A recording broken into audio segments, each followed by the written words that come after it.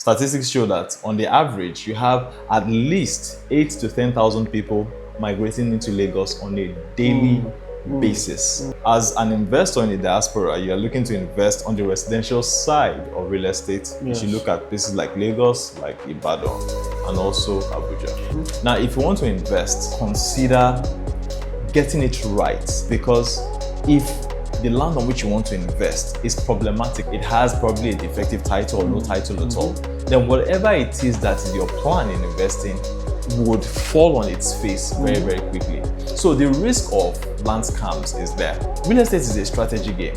If you're planning for the average worker or people who are looking at renting, you cannot build luxurious villas. You cannot fall in love with your ideas so much that you neglect what the true need is. If, for example, you were a client and I was to advise you and you want to invest, I would say, please ensure the person who you are consulting with is certified.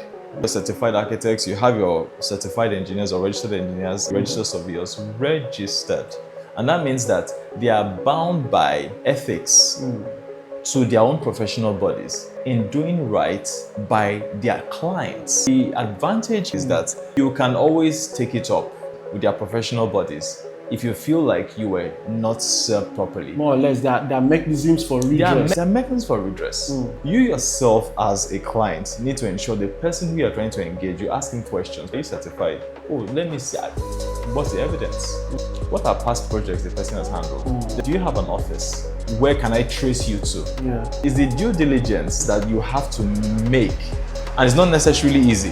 Typical scams in real estate. I have clients who tell me, I saw this ad offering buy two, get one free. And I tell them, run. Nobody who is serious about developing his estate will tell you buy two, get one free. I should still give you cow. Oh yeah. To me, it's a red flag. Another thing I see is land banking. I've seen it fall too many times for me to advise anybody, put 1 million in 18 months, get 25% return. No, 25 is low. 40%. Oh, thank you. 45%. I'm like, from where? Yes. How? Most things that happen within this whole land banking thing, I'll call them Ponzi. You rob Peter to pay Paul. There are even scams that exist that I don't even know of. Somebody says buy X number of lands and then get a car. The value of the car is almost probably 50% of what you are paying for the land. Think about that again. Hello and welcome to another episode of Square Meter Stories, and I'm your host for today, Isi Edaghese. Now, before I introduce my guest on the show today, let me give a bit of background to today's episode. So last week, a client of ours reached out to us asking that we address clients in the diaspora, that is Nigerians in diaspora looking to invest in the real estate market in Nigeria. And his major problem was the lack of trust in the entire real estate sector in Nigeria. As an investor himself, he had gotten burned severally, buying lands, buying houses, and it turns out that what he bought wasn't what was advertised to him. And he's not alone. There are a lot of Nigerians in the diaspora going through the same thing. So what we intend to do today is to give something of a playbook, a step-by-step guide to you, showing how you can safely invest in Nigeria and get returns and ensure that you are not burnt in any way. With me today on this episode is my good friend, my brother, my partner, my boss, architect Olamidun. He is the principal consultant at Tridimatic Atelier Limited, a firm that consults on wide range applications in the property value chain. He is also the founder and chief executive officer of the Detail Apartments, a budding property development company with a focus on delivering residential properties that prioritize excellence, functionality, and above-market returns for investors. Prior to establishing his two businesses, Olamidun worked at Kentelia Limited and Cliff Consultants, now Consultants Collaborative Partnerships, as project architect, where he gained valuable experience working on both small and large-scale projects. He is a certified architect, registered with the Architects Registration Council of Nigeria, and also a full member of the Nigerian Institute of Architects. Olamidun attended the Federal University of Technology, Akure, where he obtained his bachelor's degree in architecture, and the University of Lagos, where he obtained his master's degree.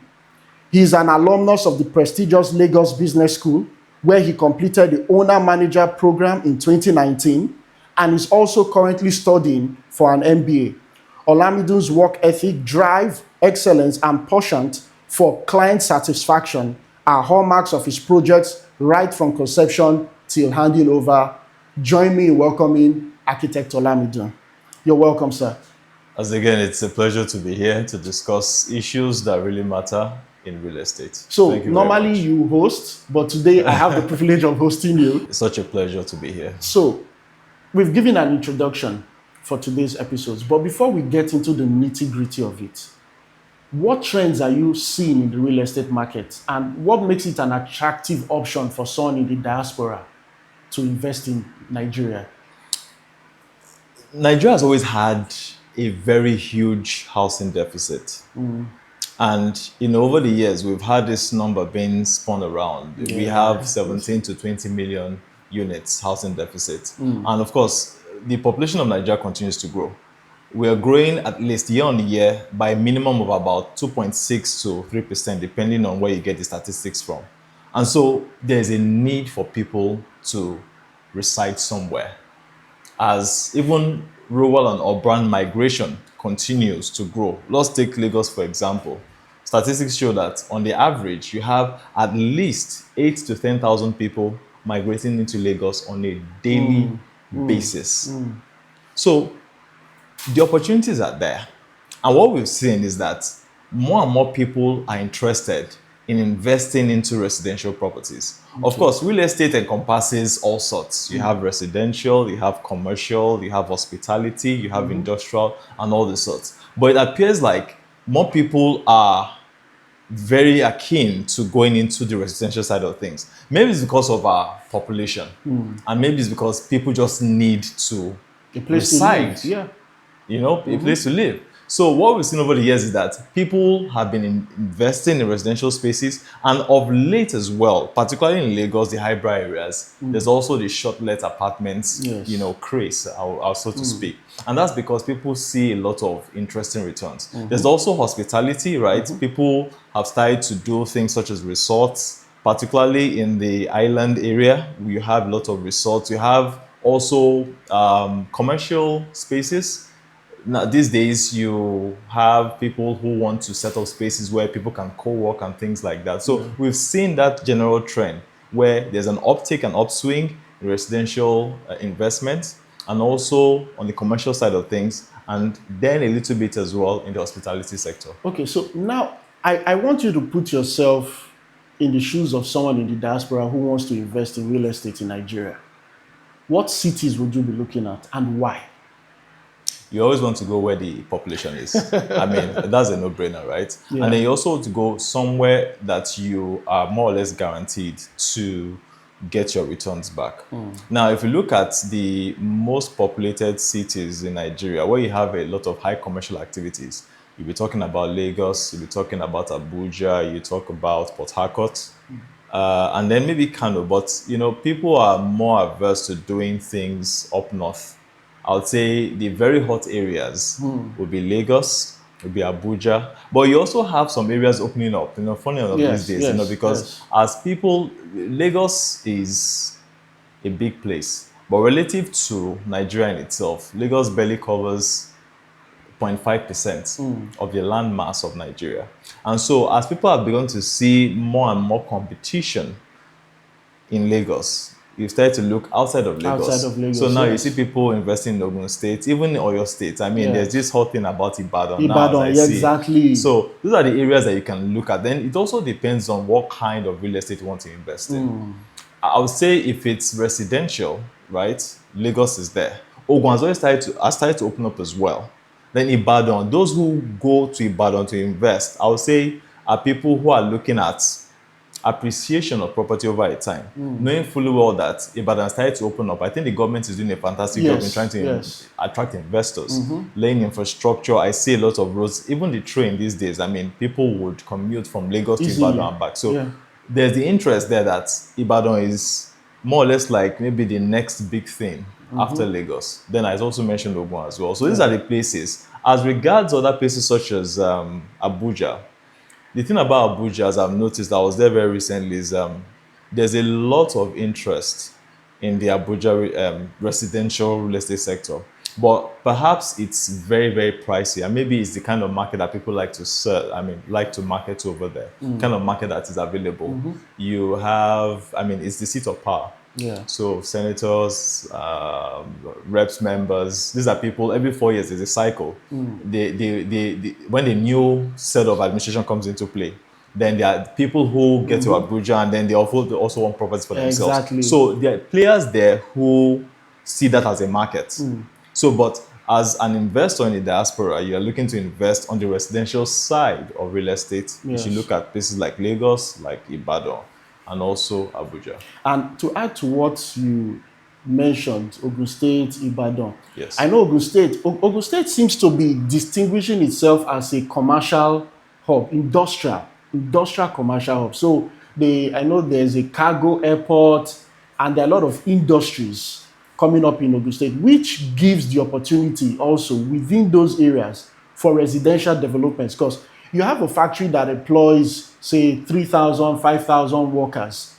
That's a market there for residential properties.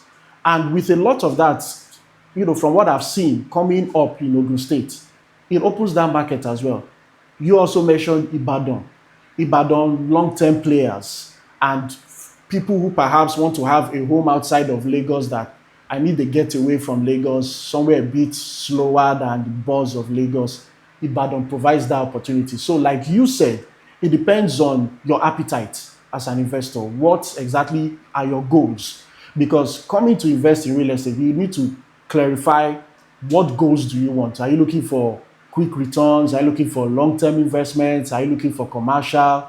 Decide what you want, then pick a zone and play in that market, right? Now, I also want to ask market challenges. What are some of the common risks involved with investing in real estate in Nigeria? What are some? There are lots. There are a lot, too. Just there some. are a lot. The risk involved, first and foremost, for everybody who wants to invest, there's a reason for investing. And at the very minimum, you want your investment to hold value. Yes. Real estate is a game where you put in money and it appreciates over time when you do it strategically. But you don't want erosion of value. And the probably most common risk is to see that value get eroded or destroyed.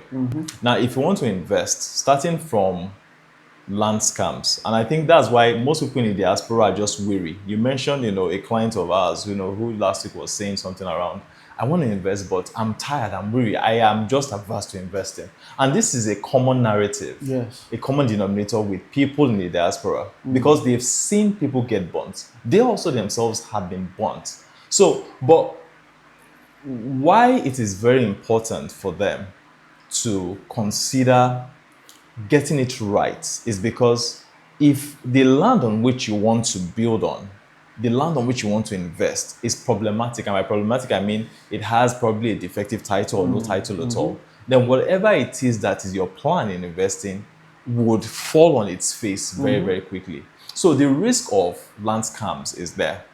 The risk again of investing where you shouldn't invest. Real estate is a strategy game. You said, for example, in Ogun State, it has industrial hubs, and the government is doing a lot to try to promote industry, commerce. And to support those kind of activities, you also need residences as well. Yeah.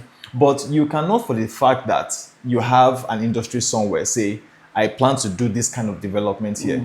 If you're planning for the average worker, or people who are looking at renting, you cannot build luxurious villas in that kind of a place. No matter how big your money is, or big your vision is, or your idea of what it should be, you cannot fall in love with your idea so much that you neglect what the true need is. So there's that risk as well. It doesn't have to be something very rosy in your head as to, this is what I want. You have to find the need right there.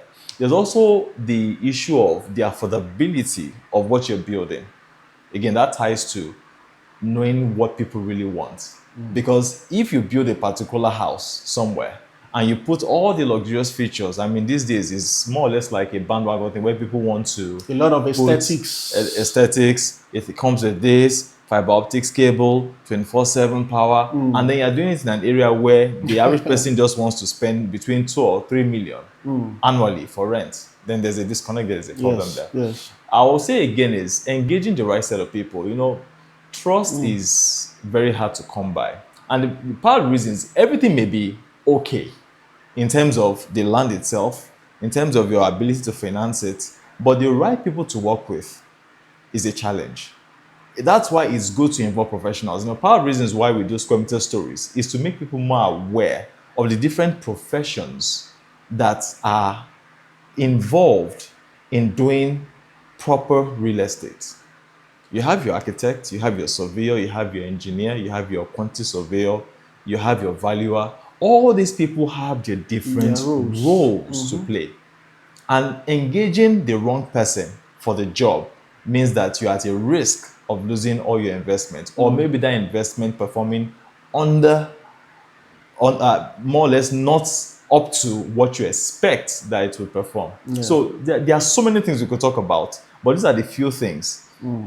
Scams, the right entry into the kind of estate or the kind of property that you want to invest in, and other things, engaging the right professionals. There are just a lot, but these are the few that I can talk about right now. I love you mentioned scams. We'll get into that in detail, because when I talk with Nigerians in the diaspora, that scam issue is their greatest fear. But we'll jump into that.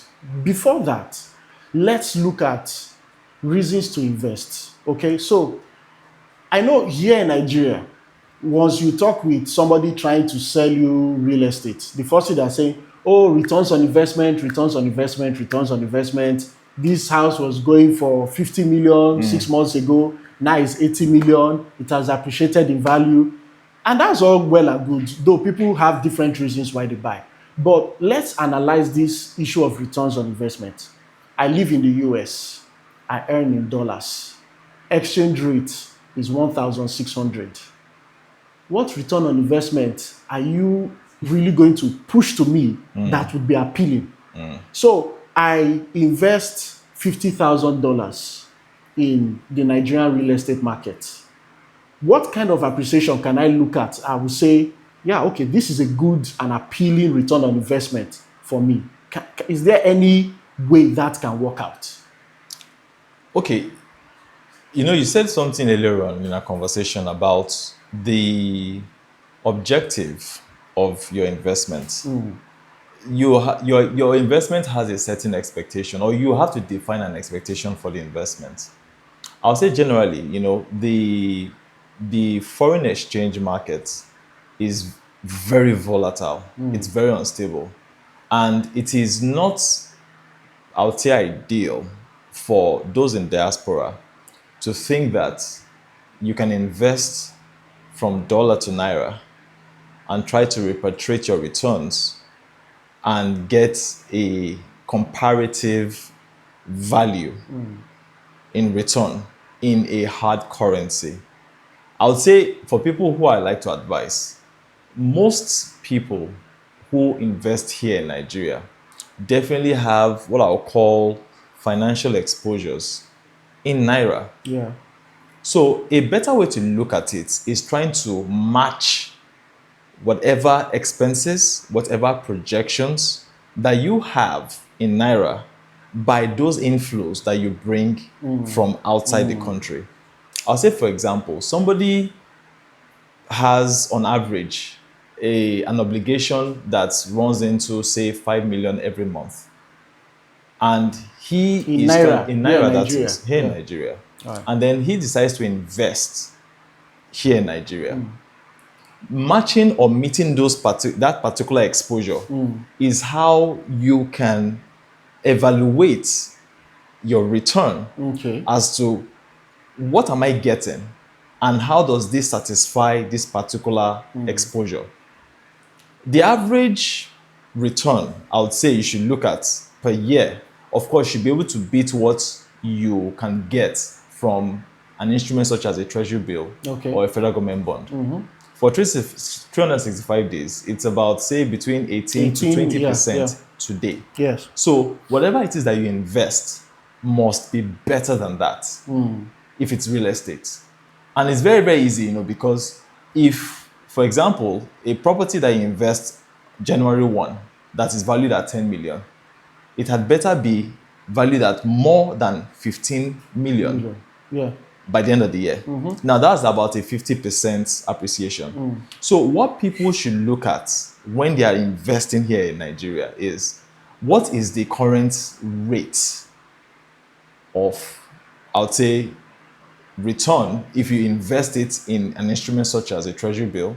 And then what is the rate that I can get when I'm investing in real estate? A lot of dynamics go into what you invest in as a property. But you have to ensure that it is a good location. You have to ensure that it is something that is in demand.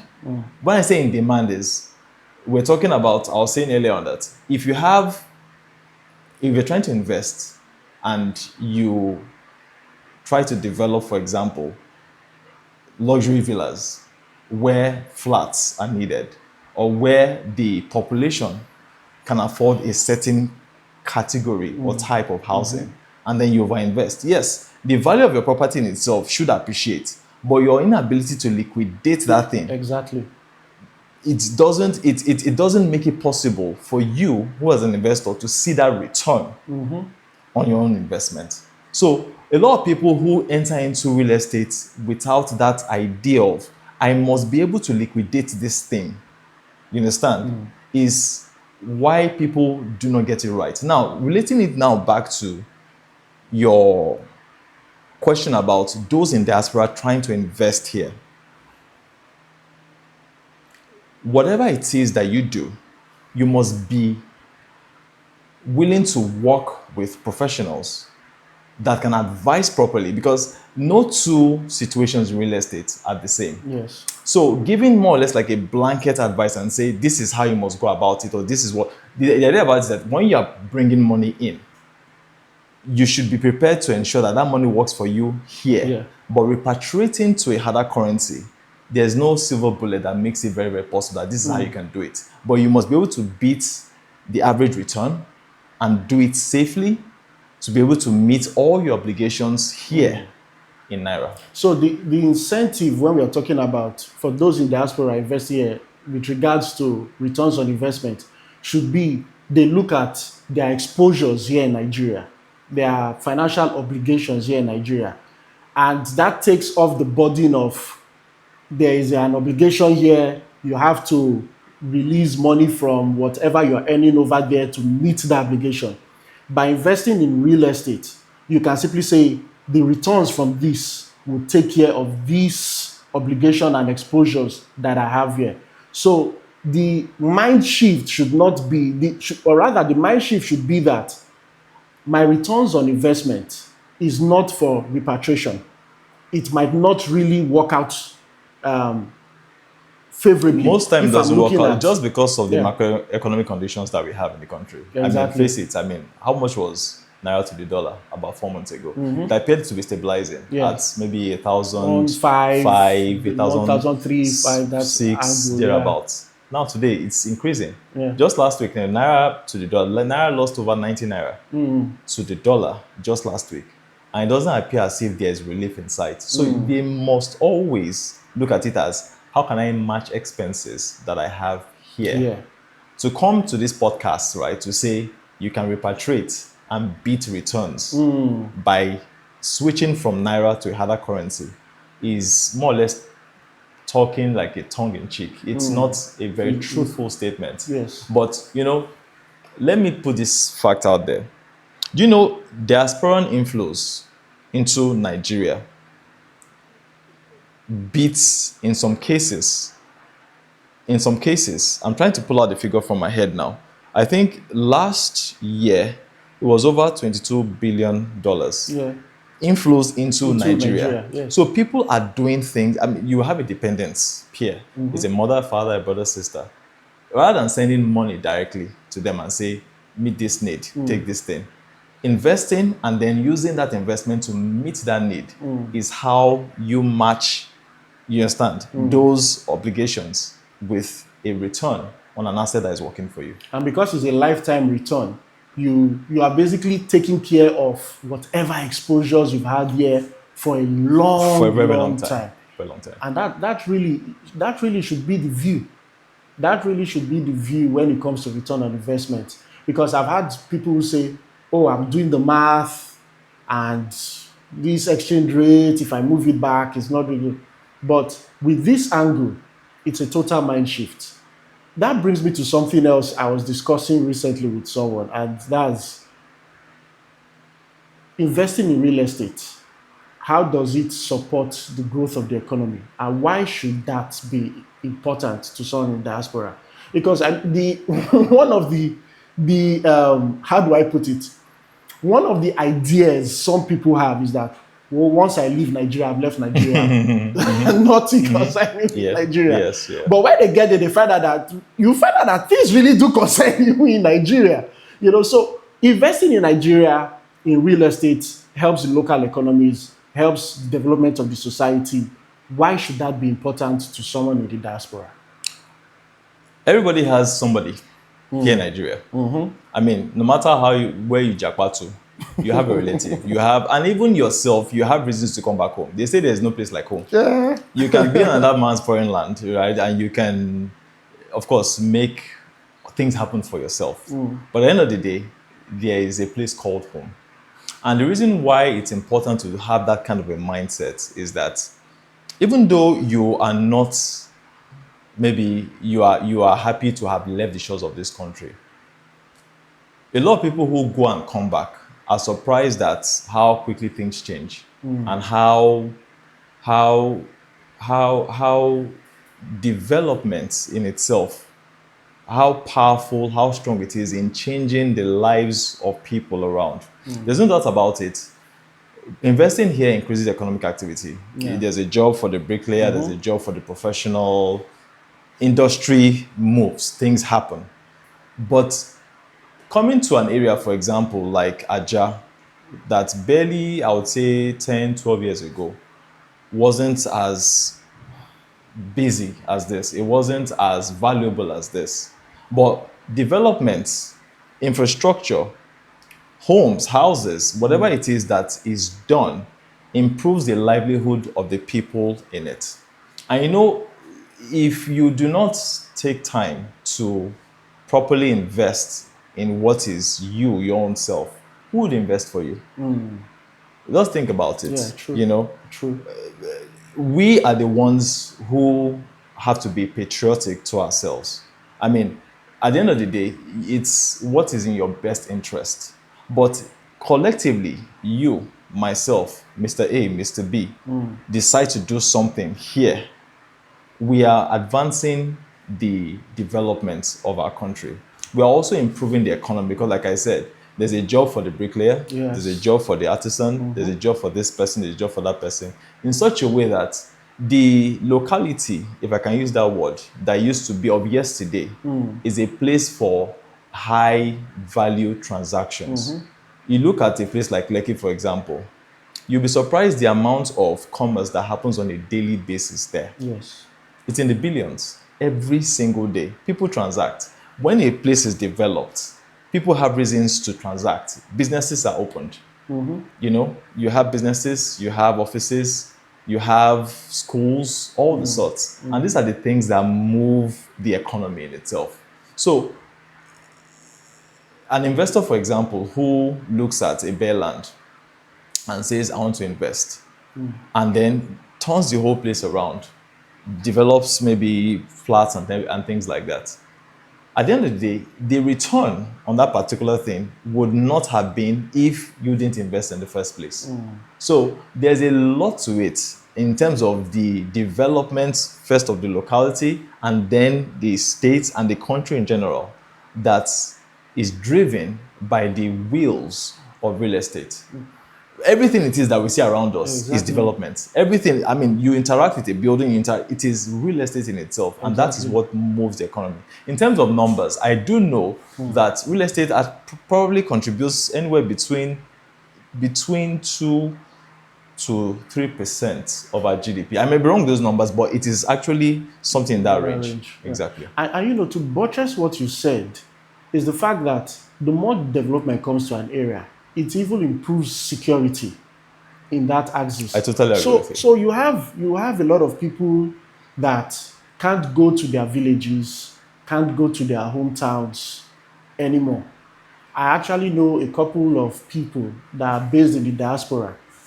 Previously, when they come into Nigeria, they go to their hometowns, they go to their villages. But now, when they come, they're in Lagos. They're in Lagos. Family people come and meet us here because of that insecurity. And part of it is the lack of development. Now, we can berate the government and say, government this, government that. But there's also a role for us as citizens to also play. And you can't wait for the government for everything.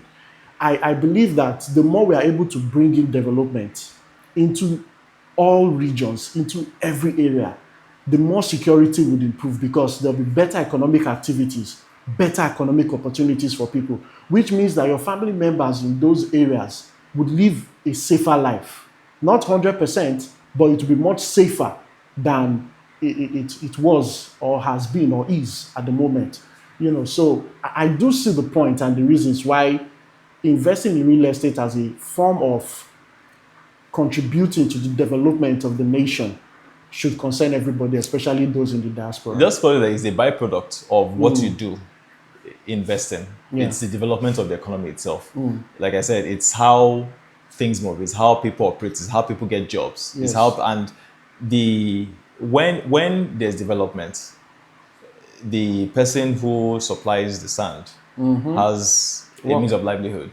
The person who fells trees and produces timber or wood for you to do your construction has a means of livelihood. And it just goes, it's a massive chain itself. Yes. And that's why real estate itself, it's a huge contributor to economic activity and also the GDP of any nation. All right. So thank you for that. Next thing I want us to look at is investment strategies. Now, you mentioned something earlier that a lot of people just jump into residential, and probably that's because of the huge housing deficit we Correct. have. But I would love to see, or rather, I would love to have your take on those in the diaspora also exploring other types of real estate, not residential, say commercial and industrial developments, things of that nature. How would you advise? What kind of strategy? What should be the guiding principle? I want to invest in Nigerian real estate. Everybody knows residential, but what other aspects can I look at, and what should inform my decision on the type of real estate I invest in? Okay, very good question. As an architect, of course, I handle different kinds of briefs, for clients. And it's not just residences, that I work on. I mentioned earlier in the podcast, hospitality is there. Some sort of industry is there.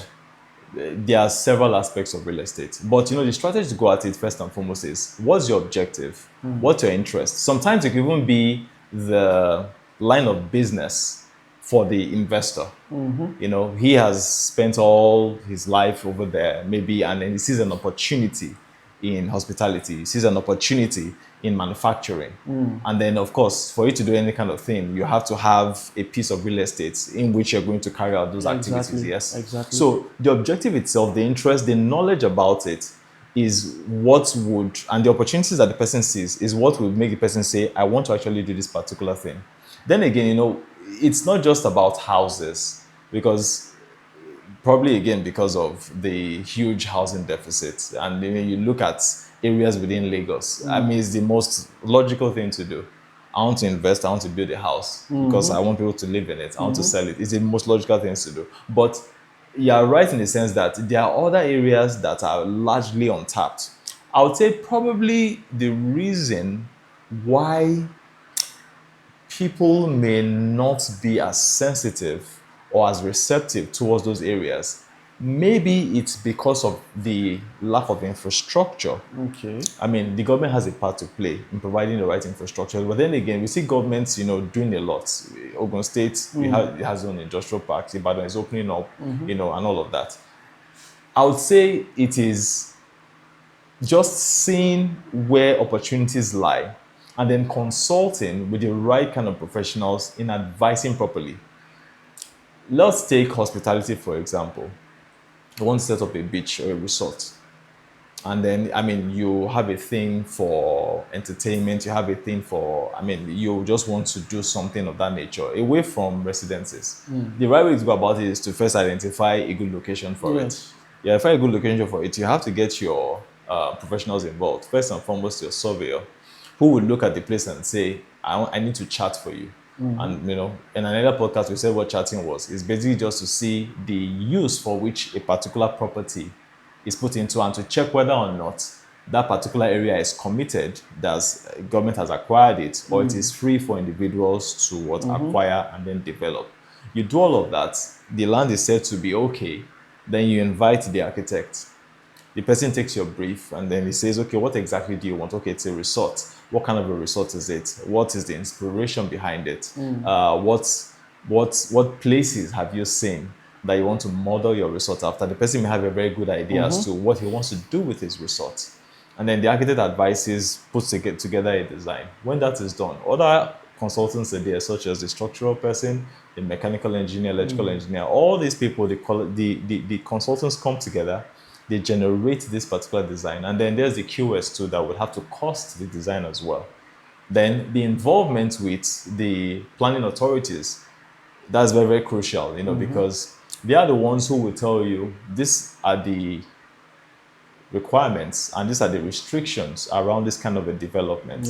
You can have something very glamorous painted in your head, but you have to work within certain restrictions. Otherwise, you pay for it later on, either by demolitions or things like that. So you want to ensure that you work within set guidelines. And then when that is done, the construction itself is approved.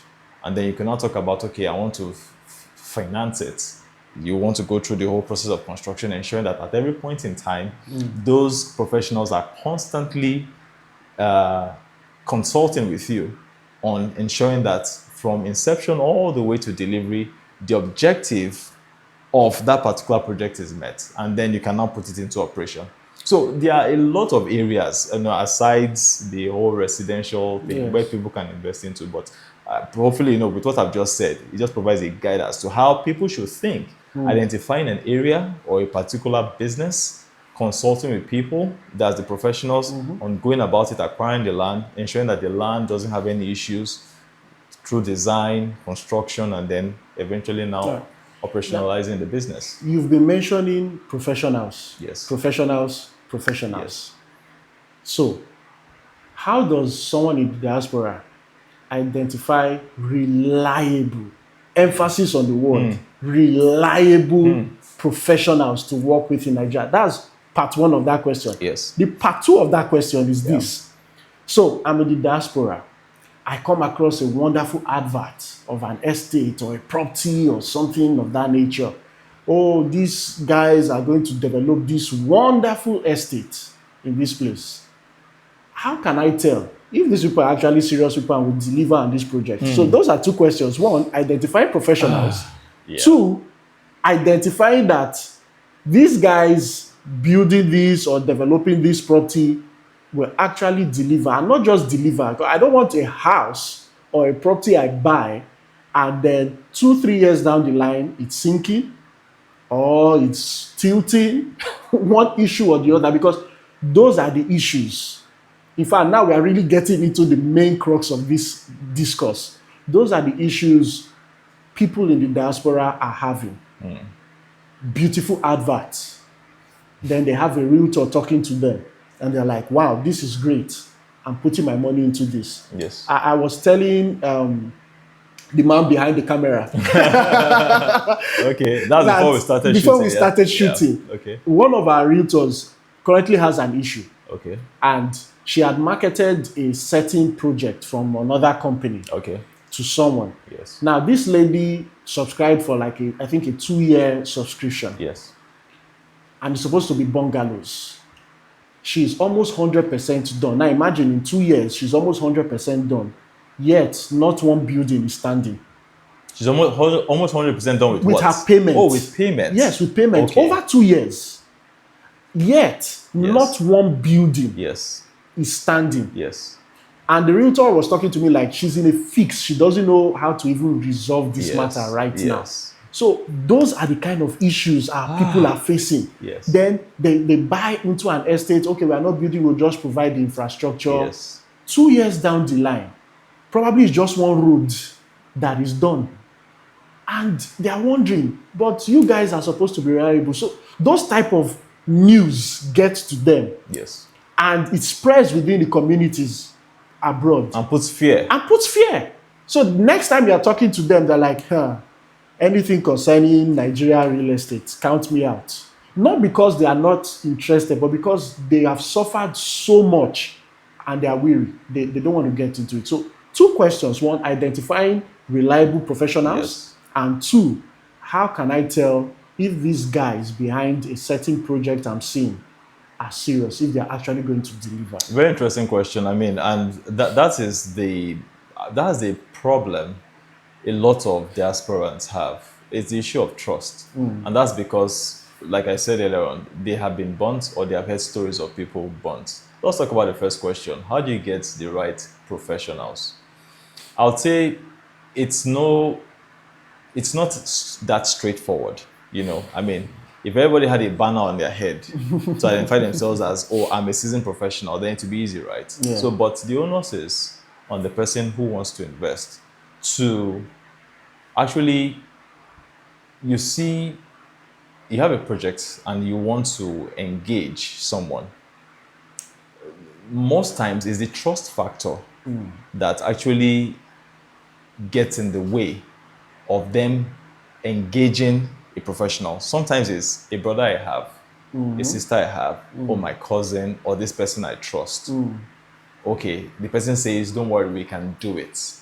And I'll be your point man here. So the part where the professional is brought or presented before the investor, or this person who in the diaspora wants to do something back home, that part is usually somehow craftily sidelined. And I'll say so, because when you have trust in somebody, you will think the person, as long as I commit the funds to this person, the person has my best interest at heart and they can engage. But most time, that person would go about doing it, and I see this very often, him or herself engaging people who are not qualified to do that job itself. So if, for example, you were a client and I was to advise you and you want to invest, I would say, please ensure the person who you are consulting with is certified, first and foremost. Because you have your certified architects, you have your certified engineers or registered engineers, as the case may be, registered surveyors, registered. And that means that they are bound by ethics to their own professional bodies in doing right by their clients.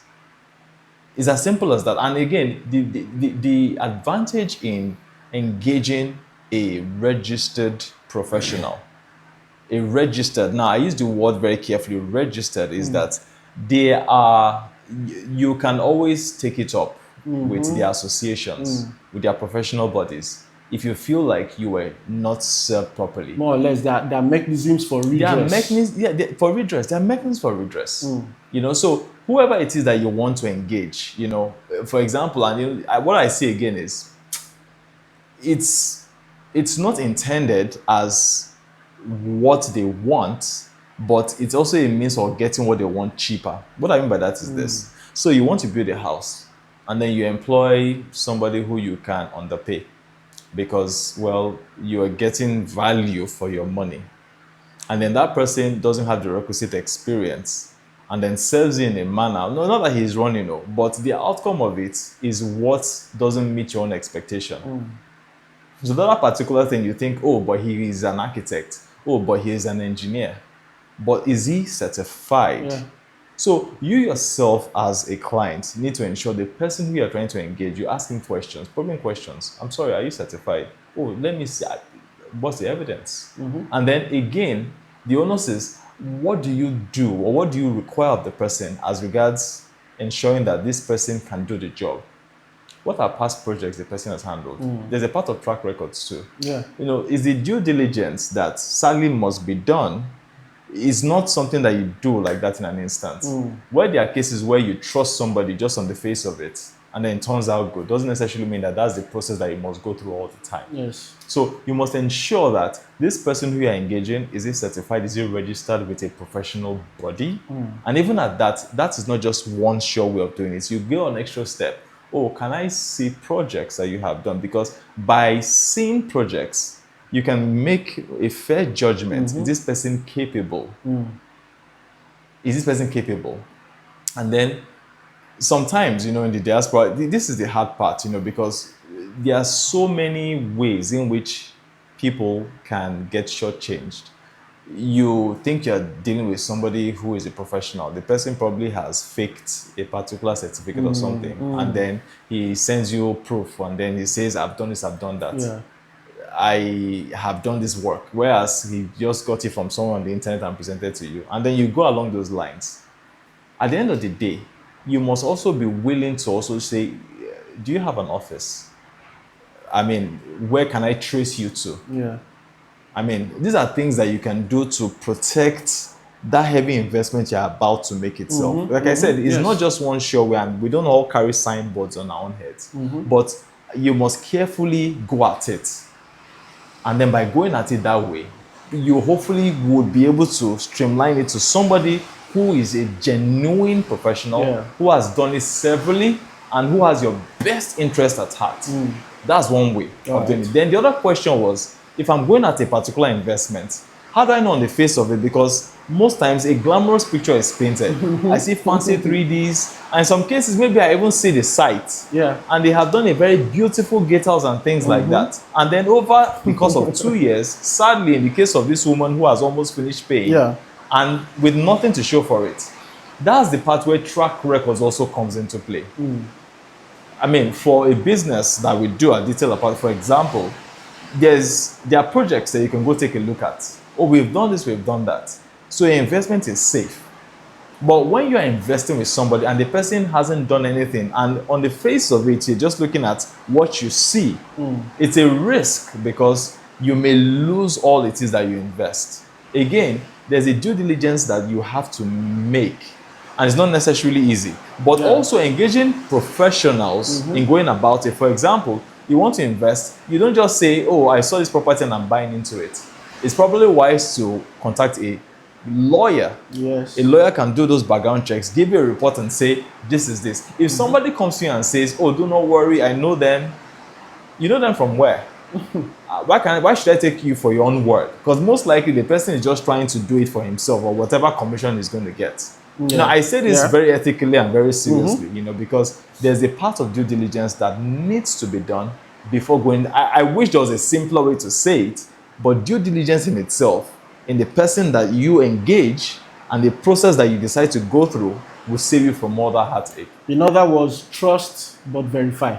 Oh, that's the perfect way to trust but verify. And Go the verify extra step. thoroughly. Thoroughly. All right. And I love the fact that you talked about the legal considerations. I want us to look a bit into that. Now, I know you're not a lawyer, but you have experience. Oh, yeah. Yes. You have experience. Oh, and yes. I know, and we have an episode coming out that deals in depth with the legal aspects. So watch out for that episode. But quickly here, what legal considerations should someone in diaspora willing to invest in Nigerian real estate, what legal considerations should they look at? First and foremost, the root of the title, that's the title document itself. Everybody says title, and now there are different kinds of documents being paraded, or different kinds of terms being paraded as the legitimate or legal instrument for which a person, a seller, has as proof of ownership on a particular property. Now, I say legal instrument because you hear all sorts. I have a registered survey. I have this, I have that. Legal considerations, first and foremost, is the title and the genuineness of that title. Secondly, ensuring that you have to defer to a professional in this case, Yes. because on the face of it, it could look like there's nothing wrong. It could look like a very good opportunity, like a very, very good land. But you also have to ensure that the land itself is charted. Charting again means that you lift the coordinates, and coordinates is how you identify the property. Every property has like an address, a geographical address. Think of it as a geographical address. Those coordinates are picked, and the coordinates are cross-checked at the Surveyor General's office to confirm whether or not the property is committed for another purpose or has been acquired by the government. Yeah. So those things that are being done, which of course can be well guided by a lawyer, Yes. are the things that you must think about first and foremost. As a diasporan, you want to invest. A good opportunity is presented by your brother, by your sister, or by a relative that you trust. You have to verify first with somebody. Not, oh, I said, oh, they said, they told me, oh, I've been here for such a long time, I know the environment. Always verify. I'll share a story. So I have an uncle who came into the country. He barely comes into the country. He comes maybe once every 3-4 years or so. And then he calls me and says, there's this particular land somewhere in Lekki that I got 8 plots, and I'm trying to fence it. Can you fence it for me? I said, hold on, have you paid for it? He said he has started paying. I said, okay, wait.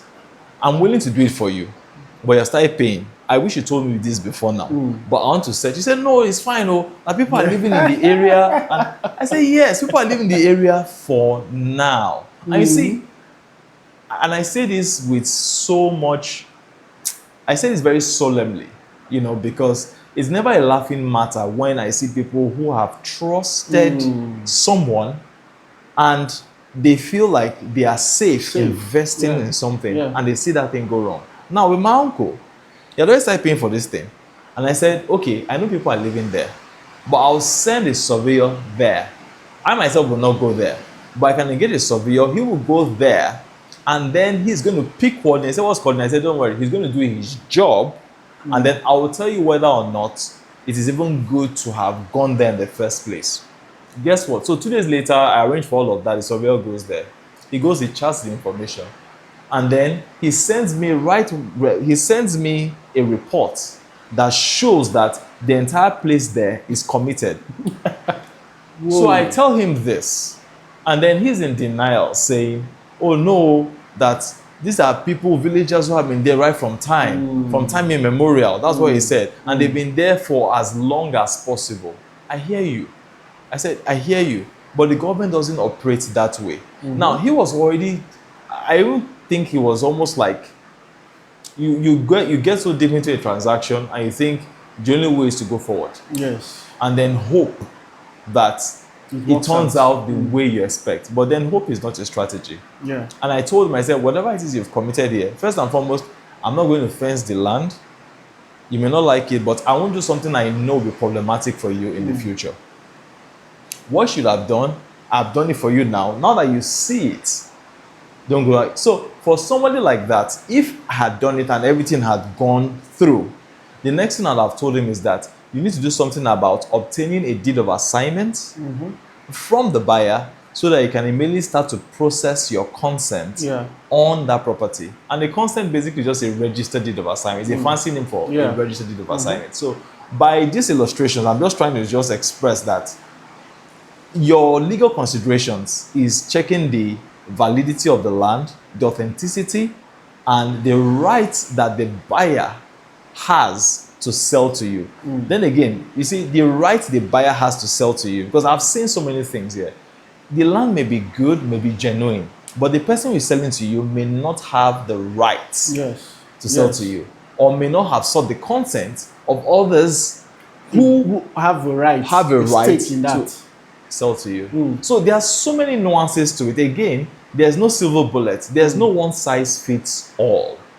That's why, again, I will say, Engaging a seasoned professional, certified professional, is how you can avoid these issues that may put your investment at risk. And I think we've mentioned this in one of our previous podcasts, where we said the very first step in any property transaction, even if you're buying a house, fully built house, get a surveyor, a registered surveyor, to chart coordinates of that property. Because you can buy a very beautiful looking house, but the title document, the root of it, is problematic. And then one day the government comes along and knocks it down. Can I interject? I want to just emphasize something that you said. The fact that you see a building already built is not the ticket to buy it, Yes. that everything is okay. There may be underlying issues with that particular property, which can only be discovered when the proper search is done. So I don't want to say, that for diasporans, for example, I have seen a property and I bought it. Nothing was happening. It was there. People were there. No, you must engage first. Again, what you said, if you trust, seek to verify. And again, I say this very, very solemnly, because people actually want to. People desire to invest. But the trust factor is almost zero. And to also add another story to what you said, I had a brother in the UK, bought a property, a land somewhere around the Lekki as well. Now, I didn't know, but he calls me up one day and says he needs a surveyor, that he bought land. I said, okay, all well and good. So I called a friend of mine from lands in Alausa. Let's go there and do the survey. He gave me the contact of the Moniles. I got to the land. Immediately I stepped on that land. Yeah. I called him. Instantly I called him. I said, bros, now street you buy you. I was like, no. I said, bros, I'm looking at this land, and from my experience, I can tell you that one day you will come here and discover that this is a road. Yeah. He said, no, the Moniles said this, they said that. I said, bros, I'm telling you what I do. He said, no, just do the survey and all that. I said, okay, do the survey. We did the survey. A year later, he comes into the country. We go to the property. Light poles are right there on that land. Light poles. Right inside the property. Light inside the property. It was a road, just like I told you. I will just share a story very quickly, because this issue of building on roads or not, for people who are willing to invest, Omaniles are the sweetest talkers. I mean, I can be quoted anywhere. An Omanile would sweet talk you into buying a property. I would assure you that nothing can ever happen as long as it's in that community. But I'll tell you what, the government can overrule any Omanile, any Bale, any traditional ruler, as long as that property itself has been committed, ceded, or acquired by the government. Yes. So this particular issue now, there's this particular land, right? It's somewhere in the Chevron axis. It has a road, a very wide road. The road is about, say, 12 or so meters, which is quite wide. You know what Omaniles did? So this particular road now, it's almost like a close. So at the end of the close, the road that was 12 meters, they now sandfilled half of the road, saying after all it's a close. So because it's a close, we can take up half of the road, and then the other 6 meters now is enough for the last property in that close to navigate and drive into. Now everything may look good today. They have fenced it, and then it's in the market for purchase. Now if you do a charting information, the area itself would be free. It won't show any encumbrances. Now, you also, when you're about to acquire and you do the planning information, that's another term for that particular piece there. The person who prepares that report for you and then also uses the coordinates in preparing the report will flag it and tell you this particular thing is on a road. But on the face of it, you see it. Everywhere is built up. You do your search. Everything looks, the area is not committed. But that extra level of information, then again, you can't get it by relying on an Omile selling the land. Yes. Or maybe a brother or a relative who is assured by their money that you should go ahead. And this is where all these stories usually come out from. Yes. So the extra layer of due diligence itself, again, by ensuring you hire somebody who is certified, who is registered, and probably who doesn't know the relative you are working with. Because the relative we are working with will most likely bring somebody who can talk his own language and convince you to go otherwise. Yes. So then again, it is that extra step. I mean, I wish there was like a one size fits all, but I'm just saying that no two transactions are the same. And that is why somebody who knows his own onions and who is a professional can walk you through and then identify these loopholes, which you must be willing to accept as loopholes. Yeah. Because sometimes it is somebody has assured me there's nothing wrong, so I can go ahead. Then again, at the end of the day, you get burnt. So you must be willing to take feedback as a diasporan, somebody willing to invest and say, this particular, I've been advised this way, so it's better not to go ahead with it. Yeah. You know, we could talk on just this alone for a very long time. Yes. Very, very long time. Because something else that also happens is they just give you a C of O or a consent number. And people go check. And of course, when you go check, the consent number is accurate. But I've seen situations where people, like they say, fly coordinates. Oh, yes. So let me give you a typical example. So there's this friend of mine, like a family friend, with land in Lakowe. Now, when he bought several plots along the express, about 100 plots along the express, right? When he bought, he quickly did his consent. Everything was clean. Clean title, clean purchase, everything was clean. Now, the man next to his own property, asked him for his C of O number, for his consent number, that if anybody comes to him to buy, he can tell them, he has consent, and give them the consent number. Now, if you do not do a proper chatting, you would not know that that consent number does not cover his own. But people do all those type of scams, which brings us to this next segment, which is scams, typical scams in real estate. And with this segment, I'm probably going to shake a lot of tables. Because I have clients who tell me, I saw this ad and they are offering buy two, get one free. And I tell them, run. I said, listen, land is not giveaway. It's not giveaway. Who does? Nobody who is serious about developing his estate will tell you buy two, get one free. Except if he has factored in the price of that one into the two. But for me, that is not a strategy. I see that as a red flag. Come and buy land, get one shawarma, get one asu, get one cow, get one, if you buy two, get one 2010 Hilux. I'm like, run. Because I'm in this industry. You are in this industry. We know what it takes to develop a property. Let's not even talk about the government angle alone. The materials. And then you expect me, you are getting this land value that is going to appreciate. I should still give you cow, oil, and this for buying. To me, it's a red flag. Yes. Another thing I see is land banking, land scams, land banking. So, we're doing this estate. I know it's a way to raise funds, but I've seen it fall too many times for me to advise anybody. And I have a lot of people who ask me this from abroad. I tell them, I don't advise you to do that. Put 1 million in 18 months, get 25% return. No, 25 is low. 40%. Thank you, 45%. I'm like, from where? Yes. How? How?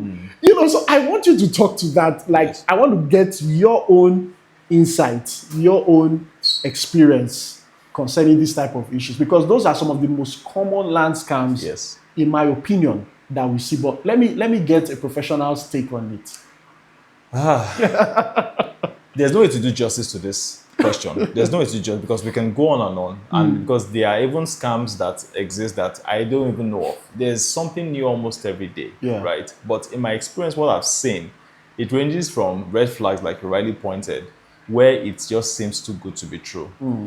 Things that ideally you know that you should not be able to get, you eventually pay money to get those things. Somebody says buy X number of lands and then get a car. You know the value of the car. I know that the value of the car is probably almost probably 50% of what you are paying for the land. Think about that again. Not a Venza, for example, I don't know how much it goes for these days, but let's assume it is 20 million fair value. And then somebody says buy X number of lands worth probably 70 million and get a Venza. And then you want to buy the land because there's a Venza attached to it. Have you not asked yourself the value of this vehicle and the value of this property? I'm getting this property with a Venza attached to it, and I know the value of a Venza. The land may be there, and this is where most of these scams happen because the land is there. Yeah. Most times undeveloped for years. Again, this goes to the track record of the developer. When you see somebody saying, I have vast lands, and sorry, I mean, we'll be shaking tables, but let's talk about ethics here. Somebody has given you money, and the person wants value for the money, which is, give me my land. And after X number of years, 3, 4, 5, 6 years, the land is still just as you met it. Yeah. Probably it has even grown into a forest because it has not been tamed, it has not been cut, it hasn't been cleared.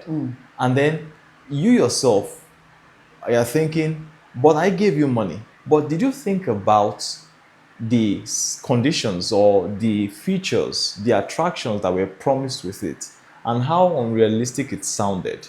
So first and foremost, if it's too good to be true, if it appears or sounds like it's too good to be true, then it most likely is too good to be true. Run. Don't even think or pause. Run, because it's better to find something safer that is more believable. Because the person who is selling to you needs to make a return. Yes. Have you ever asked yourself, how is this person going to make his own return after I give him this money and he gives me this particular thing? How? It's not charity. So because it's not charity, you know that something is more likely not said. There's more to it than meets the eye. So run. Another kind of scam again, is you have a particular property and you have not been allocated. Or, for example, you hear stories of this land has been selling for 3 years, 4 years. I mean, sorry to say, but there are properties like that where it appears like they never sell and finish. Exactly. And what happens then is that a particular person buys a property and the land is not developed. And so the developer now keeps raising money using that instrument, using that asset itself. Under the guise of, we still have land, we haven't sold out. And then it is never ever developed. So you will keep thinking, I have land here. You are putting pressure on the developer to develop and to finish, but it just seems like it is never going to get developed. And then you have a pool of resources from people trapped in that particular thing, and they do not know just the magnitude or the sheer size of the scam happening there. Another thing is when they promise unrealistic returns. You said it yourself, get 50% in 12 months. Look, real estate will give you good returns, but real estate is also patient capital. It's something that appreciates, but it doesn't defy certain laws, which is it appreciates over time. It doesn't jump from one particular value and then tomorrow is another particular value. If the rate at which you're promising you that it's going to appreciate appears too good to be true, then it is possible. And again, people can artificially inflate value. Exactly. So they say, we started at 5 million, today it is 50 million. Okay, hold up. What are the things probably around the environment driving that value? Or what are the things within that development driving that particular value? You should be very, very, very wary. Very wary. Most things that happen within this whole land banking thing, I'll call them Ponzi. Because you rob Peter to pay Paul. Somebody has come into it, seen that he's gotten his own returns, tell his friends that, it appears this particular company, they do land banking and things like that. And all that is just happening is just round tripping of money. So, and that person comes, and then I have to pay this person this, and then the particular transaction, the particular asset that is to be developed remains that way. Exactly. Or maybe at best you hear that, they've acquired another property. Now, there are legitimate businesses, I'll say this, that appear to have put this model to practice and are getting it right with the model. However, with a lot of caution, they apply in ensuring that, oh, the money that they get are being invested properly into assets, and they are developing those assets, and that makes it possible for other people to invest or buy into those properties, and then they can continue down. So it's a model. But when you have people promising over realistic returns, I know if a good deal of people who have gotten into problems with this whole investment Yeah. model. Oh, give me this. It's easy money. Everybody wants a return. So if I promise 100% returns today, people will give me the money. But what is the structure in place as an investor, as a diasporan, that this person has that ensures that I can do it? You may get your money out safely, but by doing that, and you know that this person doesn't have the capability, you are putting the next diasporan at risk.